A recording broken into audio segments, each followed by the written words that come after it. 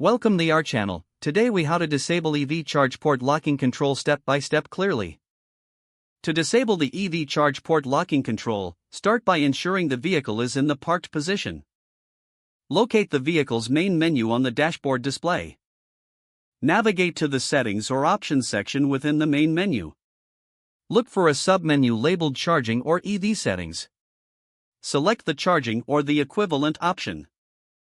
Find the option that mentions charge port lock or locking control. If applicable, toggle the setting to off or disable. Confirm the changes if prompted by the display. Exit the settings menu by pressing the back or home button.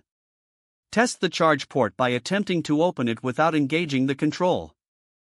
If the charge port opens freely, the locking control has been successfully disabled. For some models, you may need to consult the vehicle's manual for specific instructions. If the settings do not appear, check for any software updates that may be pending. Once updates are completed, repeat the process to find the control. In case of persistent issues, consider contacting customer support for additional. Ensure to always follow safety guidelines when working with electric vehicle controls. If the page does not load, refresh the browser or try again in a private or incognito window.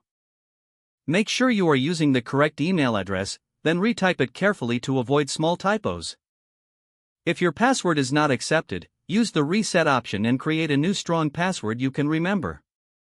Check your spam folder for verification or security emails, then complete any requested confirmation steps. Enable two-factor authentication if available to improve account security and reduce unauthorized access risk. After signing in, review your profile details so your contact information and settings are accurate and current. If you see an error message, note it down and try again after restarting your device and internet connection. Log out when you finish, especially on shared devices, to keep your account and payment information secure. If the page does not load, refresh the browser or try again in a private or incognito window. Make sure you are using the correct email address, then retype it carefully to avoid small typos. If your password is not accepted, use the reset option and create a new strong password you can remember.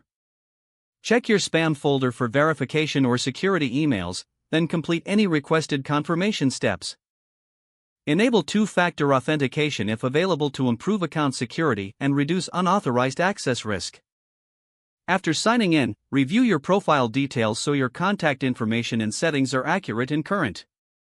If you see an error message, note it down and try again after restarting your device and internet connection. Don't forget to like this video and subscribe to our channel for more step-by-step tech guides.